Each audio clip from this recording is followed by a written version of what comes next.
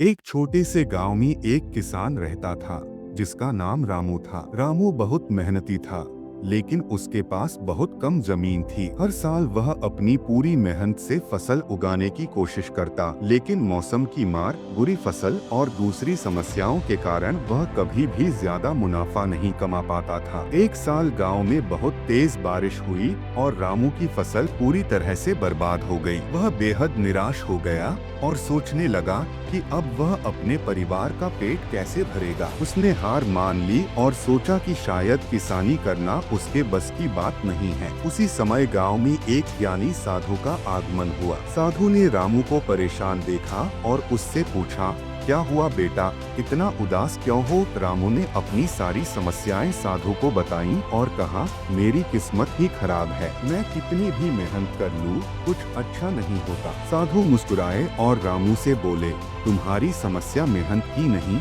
सोच की है। अगर तुम अपनी सोच को सकारात्मक बना लो तो तुम्हारी किस्मत भी बदल सकती है। रामू ने चकित होकर पूछा, कैसे? साधु ने उसे एक कहानी सुनाई। एक बार दो दोस्तों को एक ही समय में नौकरी से निकाल दिया गया। पहला दोस्त सोचने लगा कि अब उसका जीवन बर्बाद हो गया है और वह कुछ नहीं कर सकता।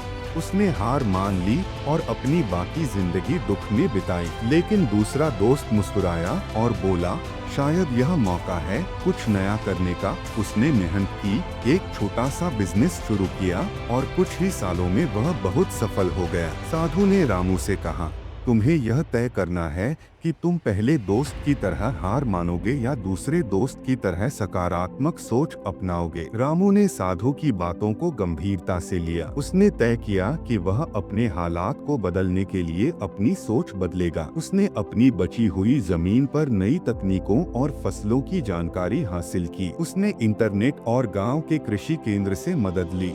अगले साल रामू ने अलग अलग फसलें उगाईं, जो न केवल उसकी आमदनी बढ़ाने में मददगार रही, बल्कि गांव के बाकी किसानों के लिए भी एक प्रेरणा बनी। धीरे धीरे रामू का आत्मविश्वास बढ़ा और उसने गांव में एक नई मिसाल कायम की। सीख, इस कहानी से यह पता चलता है कि परिस्थितियां चाहे कितनी भी खराब क्यों न हो, अगर हमारी सोच सकारात्मक है तो हम हर मुश्किल को अवसर में बदल सकते हैं। सकारात्मक सोच न केवल हमारे मन को मजबूत बनाती है, बल्कि हमें समस्याओं के समाधान ढूंढने की शक्ति भी देती है।